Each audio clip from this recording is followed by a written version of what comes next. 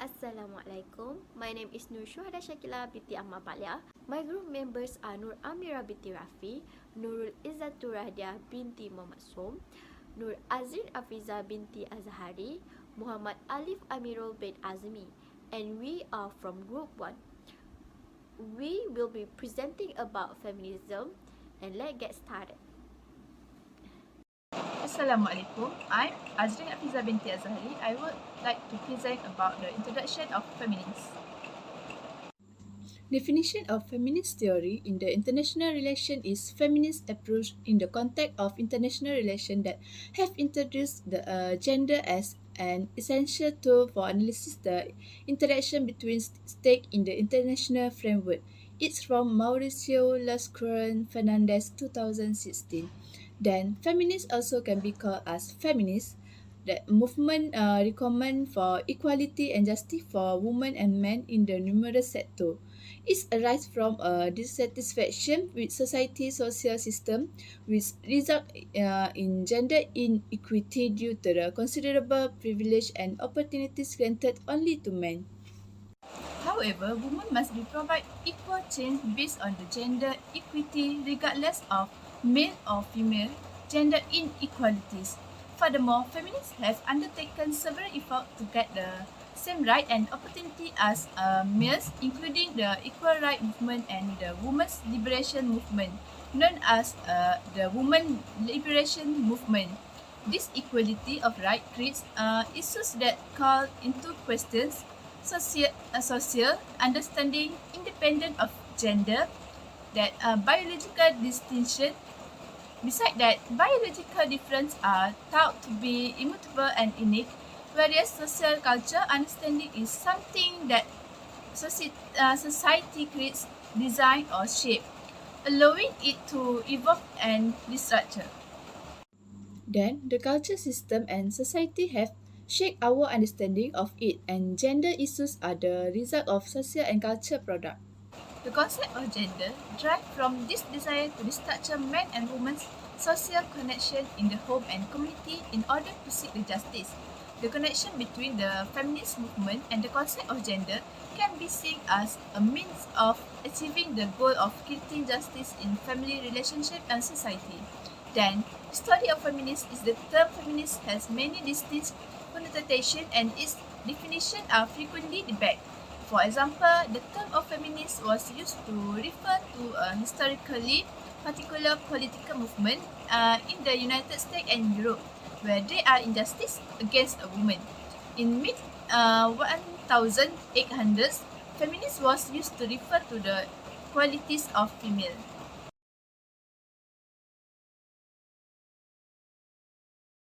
To the part of factor, issue and related. There are three factors that involve in feminism. The first factor is gender difference. According to the study note 2018, feminism considers itself to be biological difference between men and women, while gender refers to the cultural and social differences.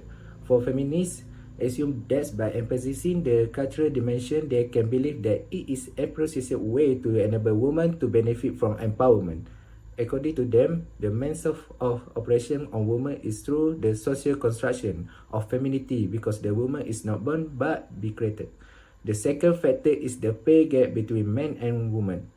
According to the Census Bureau data 2018, where women of all races in work with average only just earn 82% for $1 earned by men of all races.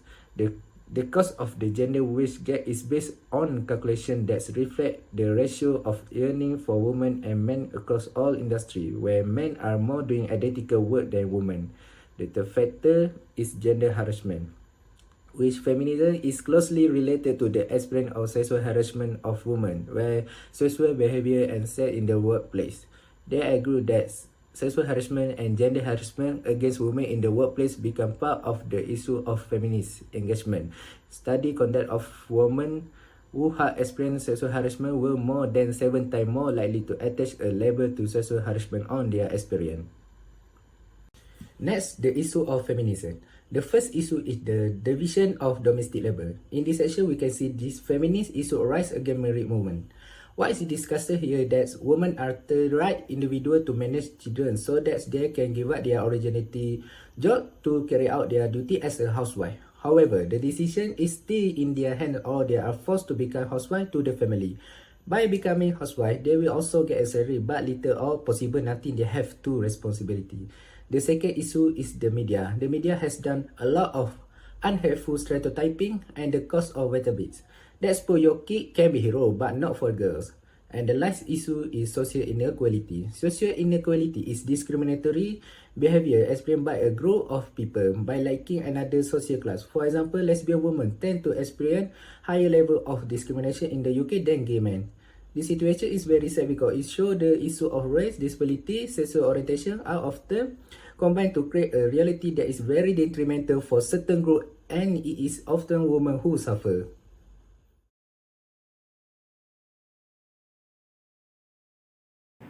Assalamualaikum, I'm Nurul Izzatul Radia. I will continue the presentation about parties involved in feminism theory. First is Freedom Socialist Party. The Freedom Socialist Party is a far-left socialist political party based in the United States with a revolutionary feminist philosophy. It sees women and minorities struggle as part of the working class struggle. The FSP is a feminist working class organization comprised of people of all races, ethnicities, genders, sexual orientations, and ages. They are also activists and educators fighting to end all forms of capitalist exploitation and oppression. They also work in trade unions, took part in social movement struggle, and ran for candidates. Among the issues they fight is women freedom. They fight for women's total liberation at every stage of their life. Women suffer in a variety of ways, including oppressed sex workers, immigrants, lesbians, art, and trans women. Every social movement indirectly pushes them towards militancy. In addition, the FSP issued several written statements on women's liberation in order to achieve the party true goal. For instance, a published statement titled Taliban holds Afghan women's and girls' rights hostage in a bid to gain international recognition for the regime. So, if these FSP actions are consistent, it demonstrates that the issue of women oppression has the potential to broaden the world's eyes. Second party is Women Action for New Direction. The WAND is a national non-profit organization dedicated to empowering women to take political action in order to reduce violence and militarism and redirect excessive Pentagon resources to unmet human and environmental needs. The WAND works to promote diplomacy and demilitarize U.S. foreign policy, as well as to educate and engage female legislature and members of Congress on peace and security issues. One of the programs under the WAND is the Women Legislature Lobby. The Women Legislature Lobby equips women state legislature with skills and maximize their success in their states and influence the federal government, creating a country where people are valued over profits, weapons, and war. The benefit that can be gained from the program can be in professional development and education and tools, such as training workshops to enhance vital skill, media, communication, lobbying, and leadership. Therefore, with the program created under the WAND, it is able to make its members more knowledgeable, skilled, professional. Indirectly, it can be reduce the violence and oppression of women because they have become educated. Lastly is Women Equality Party. The Women Equality Party is a new collaborative force in British politics, uniting people of all genders, ages, backgrounds, ethnicities, beliefs, and experiences in the shared determination to see women enjoy the same rights and opportunities as men. The Women Equality Party strives for such a society. They advocate for equal representation in politics, business, industry, and throughout the workforce. They expect equal pay for equal work and will look for ways to address existing imbalances that put many women at risk, such as those who work as unpaid caregivers or in low-wage jobs. Another goal is to address the ways in which women portrayal in the media impacts progress toward equality, as well as the seek and anti-violence against women and recognize physical and sexual violence as a public health problem. There are several party objectives. First is equal education. They stand for equal opportunities in teaching and school leadership. And violence against women. They stand for the importance of specialist support. They will ensure support services are available for all who need protection, not just those ready to report problems to the police. And lastly, equal pay and opportunity. They will strengthen and promote widely the role of the advisory, conciliation, and arbitration service in addressing discrimination, sexism, and intolerance in the workplace. I will continue for suggestions. First suggestion is to make longer shortlists when recruiting. Gender equality can exist in informal requirement process, especially in male-dominated industry. To address this, recruiters should make their informal shortlist longer. To understand a longer shortlist work, researchers need to demonstrate creativity of way for the mind to generate ideas. This research shows that preference in creative tasks can produce more creative ideas. This is because the more time people spend brainstorming on a particular problem, the more likely it is that the ideas they came up with will deviate from the status quo, which is the main ingredient of creativity. Next suggestion is remove the gender pay gap. The gender pay gap measures the average income difference between men and women. As good employers, they can promote gender equality in the workplace by being transparent about pay to ensure women do not receive less than men in roles on par with employers. Why is there a gender pay gap?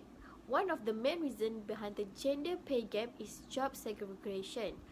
Some industries and careers are dominated by one gender, where the first industrial revolution only men works in STEM fields such as manufacturing and engineering. In contrast, women play a role for higher soft skills, such as in healthcare and human resource, which are areas with lower wage benchmark. Having a pay bracket can encourage female applicants and employees to negotiate their salaries by providing an indications of reasonable expectation for a particular role. Last suggestion is use skill-based assessment and structured interview. Every employer is encouraged to use skill-based assessment and structured interview when recruiting. This is to reduce the risk of unfair bias. Using an application skill assessment can be good tendencies to ask a candidate to perform tasks that they hope can be performed in the role they are applying for. It allows organizations to evaluate their suitability based on their performance.